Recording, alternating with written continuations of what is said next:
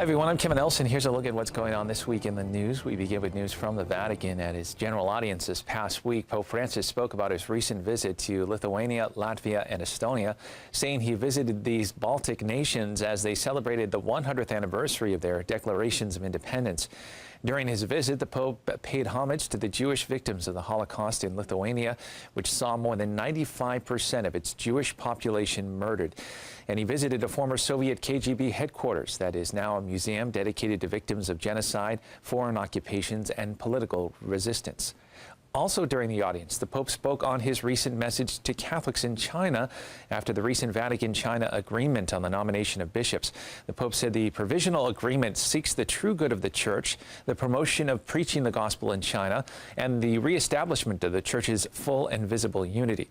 Rome Reports has more from St. Peter's Square. Wednesday morning during the general audience, Pope Francis announced that just days after signing the historic agreement in Beijing with China, he's written an accompanying message as well. Con ciò auspico che in Cina si possa aprire una nuova fase che aiuti a sanare le ferite del passato e a ristabilire e a mantenere la piena comunione di tutti i cattolici cinesi e ad assumere con rinnovato impegno l'annuncio del Vangelo.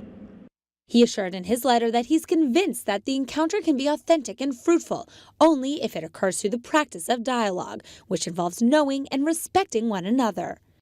He said that this agreement, while limited to certain aspects of the Church's life and necessarily capable of improvement, can contribute for its part to writing this new chapter of the Catholic Church in China.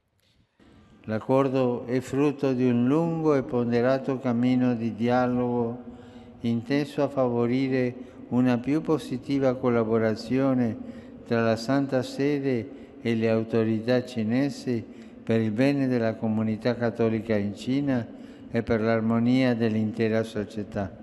He thus asked the bishops, priests, and consecrated people throughout the world to leave behind past conflicts and to work humbly for reconciliation and unity. He especially asked for them to seek good candidates who could be bishops in the Church.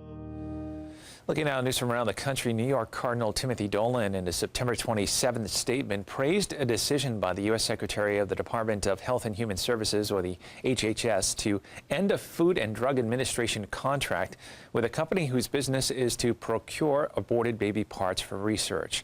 The statement was in response to the recent announcement by HHS Secretary Alex Azar that his agency was terminating an FDA contract with Advanced Bioscience Resources in California to provide human fetal tissue to develop testing protocols.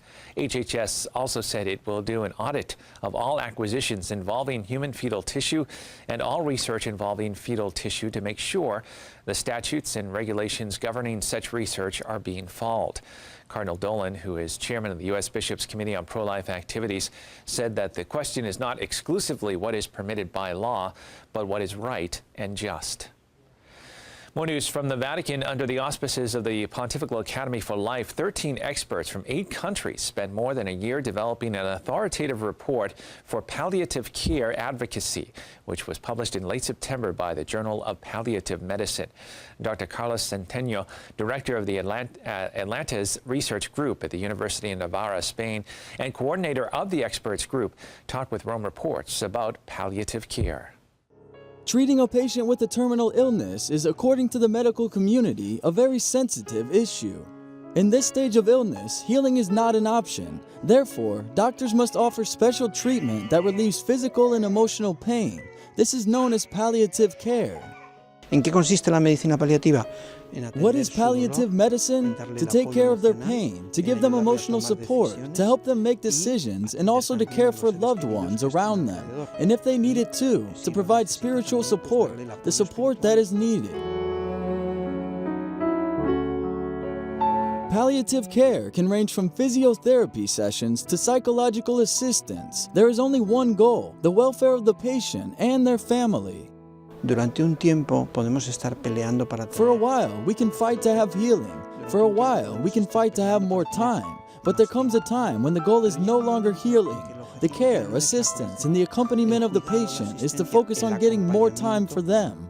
However, when that is no longer possible, we must provide them with a good quality of life in their final days. The objective of this care is to help terminally ill patients face their last days peacefully and pain-free. It should be accessible to everyone. However, it is not provided by all hospitals. Toda esta suerte de All these equipos diverse diversos palliative de care servicios de services have cuidados developed se ha especially in desarrollado Western Europe. In some countries, it is unknown. For example, in Africa, it only exists in countries such as Uganda, South Africa, Tanzania, and Kenya. Countries with more of an Anglo-Saxon influence have developed the model of palliative care. When good palliative care is offered, usually the patient does not even consider euthanasia. This is because the patient can fully live those difficult hours close to their family. Above all, this care aims to preserve with respect the dignity of every human being. And finally in the news, in mid-September, 3 convents in Congo were attacked by armed men who threatened the nuns with death before taking away their money and other goods intended for the sisters' work in the community. The Justice and Peace Commission of the Archdiocese of Congo urged authorities to investigate the incidents, arrest and prosecute the perpetrators, and ensure the safety of the sisters and their convents. The Catholic Church has found itself targeted in Congo after challenging what they termed as an illegal third term for President Joseph Kabila and moving to broker a deal between the government and opposition parties. Priests have been abducted, and churches, convents, and Catholic schools have been vandalized or looted by armed groups. The Catholic Church makes up around half the 67.5 million inhabitants of Congo. Well, that is all the information we have for you this time. I'm Kevin Elson. Don't forget, you can keep up to date on Catholic news throughout the week with Catholic Newsbreak right here on the Catholic TV network.